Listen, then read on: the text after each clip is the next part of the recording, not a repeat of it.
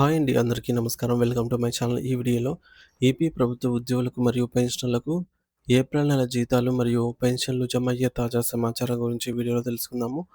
Video అయితే ఎక్కడే గాని స్కిప్ చేయకుండా ఎండ్ వరకు చూసేయండి. అప్పుడే ఇన్ఫర్మేషన్ పూర్తిగా అర్థమవుతుంది. అలాగే వీడియో చూస్తున్న ప్రతి ఒక్కరు వీడియోకి లైక్ చేయండి ఫ్రెండ్స్. ఈ వీడియోని తోటి ఉద్యోగ, పెన్షన్ మిత్రులతో అయితే షేర్ చేయండి. కొత్తగా మన ఛానల్ చూస్తున్నవారు ఇంకా ఎవరైనా సబ్స్క్రైబ్ చేసుకోకపోతే వెంటనే మన ఛానల్‌ని సబ్స్క్రైబ్ చేసుకోండి. సబ్స్క్రైబ్ చేసుకోవడం వల్ల నేను చేసే ప్రతి ఒక్క వీడియో మీ వరకు రీచ్ అవుతుంది. ఇక ఆలస్యం చేయకుండా వివరాల్లోకైతే వెళ్ళిపోదాము. ఫ్రెండ్స్ ఇక విషయానికొచ్చినట్లయితే ఉద్యోగులు, ఉపాధ్యాయులు మరియు పెన్షనర్లకు ముఖ్య ప్రకటన. పేరోల్, ఏపీజీఎల్ఐ మరియు జీతాల చెల్లింపులపై తాజా సమాచారము.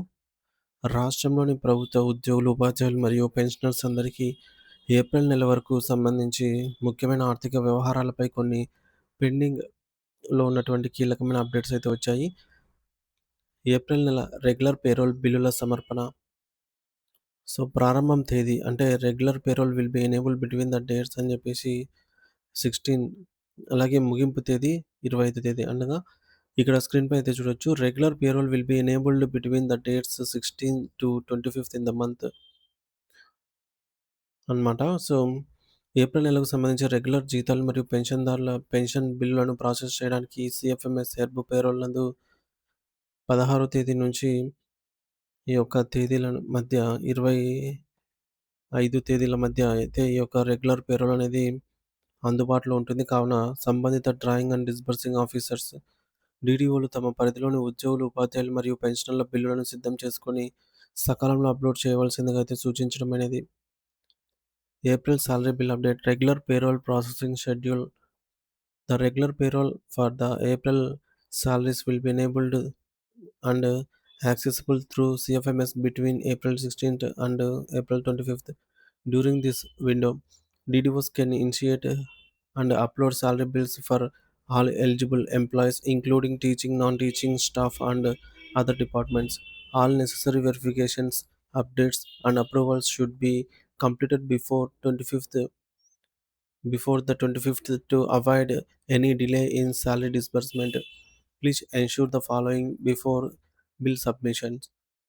Employee service data is updated up to date in HRMS.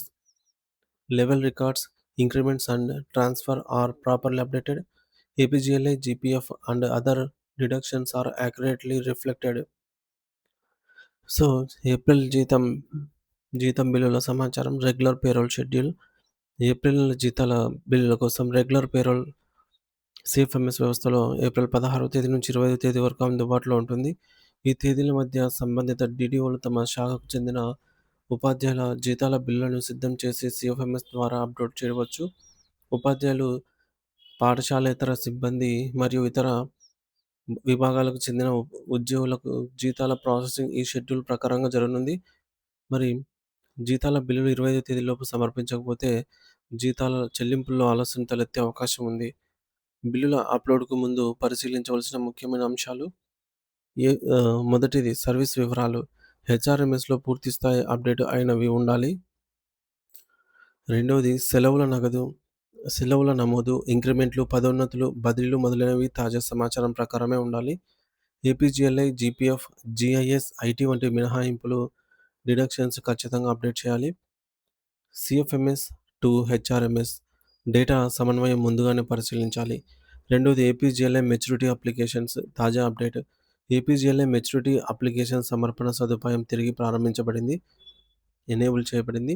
ముఖ్య గమనిక ముఖ్యంగా 57 సంవత్సరాలు లేదా అంతకంటే ఎక్కువ వయస్సు కలిగిన ఉద్యోగులు మరియు త్వరలో పదవి విరమణ చేయబోతున్న వారు తమ ఏపీజీఎల్ఐ పాలసీ బాండ్స్ మెచ్యూరిటీ తేదీలను ఒకసారి జాగ్రత్తగా తనిఖీ చేసుకోవాలి. మెచ్యూరిటీకి దగ్గరలో ఉన్నవారు లేదా ఇప్పటికే మెచ్యూర్ అయిన వారు తమ క్లెయిమ్ అప్లికేషన్‌ని ఇప్పుడు సరిచూసుకోవచ్చు.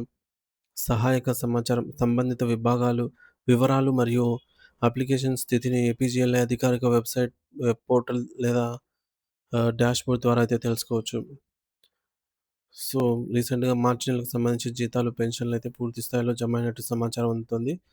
అలాగే 1998 అండ్ 2008 డీఎస్సీ ఉపాధ్యాయులు మార్చి నెలకు సంబంధించి 1998 డీఎస్సీ మరియు 2008 డీఎస్సీకి సంబంధించి వీరికి కూడా జీతాలైతే జమ అయినట్టు సమాచారం. సంబంధిత ఉద్యోగులు, ఉపాధ్యాయులు, పెన్షనర్లు మరియు అధికారులు ఈ తాజా సమాచారాన్ని గమనించి పేరోల్ బిల్లుల సమర్పణ, ఏపీజీఎల్ఐ క్లెయిమ్స్ మరియు జీతాల చెల్లింపులకు సంబంధించి తగిన చర్యలు తీసుకోవాల్సిందిగా కోరటమైనది. సో, జీతం బిల్లులన్నీ కూడా 2026 సీరీస్‌తోనే సబ్మిట్ అయ్యాయి. సో, 2026 సీరీస్‌తో ఉన్న ఏ ఒక్క బిల్లు కూడా ఈ సంవత్సరం మార్చి 31 లోపైతే పేమెంట్ కాదు. సో, 31 తర్వాత అంటే ఇప్పుడైతే పేమెంట్ అవుతాయి. ఇక ముఖ్య గమనిక సీఎఫ్ఎంఎస్ బిల్ అప్‌లోడ్ చేసే ప్రక్రియ సీఎఫ్ఎంఎస్ టు హెచ్ఆర్ఎంఎస్ మధ్య సమన్వయం ఆధారంగా అయితే ఉంటుంది. కనుక ఆయా డీడీఓలు ముందుగా సర్వీస్ బుక్‌లు, అకౌంట్ డీటెయిల్స్, అప్డేట్ లీవ్స్ వంటి అంశాలను ఖచ్చితంగా అప్డేట్ చేసి ఉండాలి. పెన్షన్ కేసులు, గ్యాప్ ఉన్న సర్వీస్ డేటా కలిగిన వారి బిల్లులకు ఆలస్యం జరిగే అవకాశం ఉంది. అందువల్ల సంబంధిత అధికారులు వీటిని త్వరితగతిన పరిశీలించి చురుకైన చర్యలైతే తీసుకోవాల్సిన అవసరం ఉంది.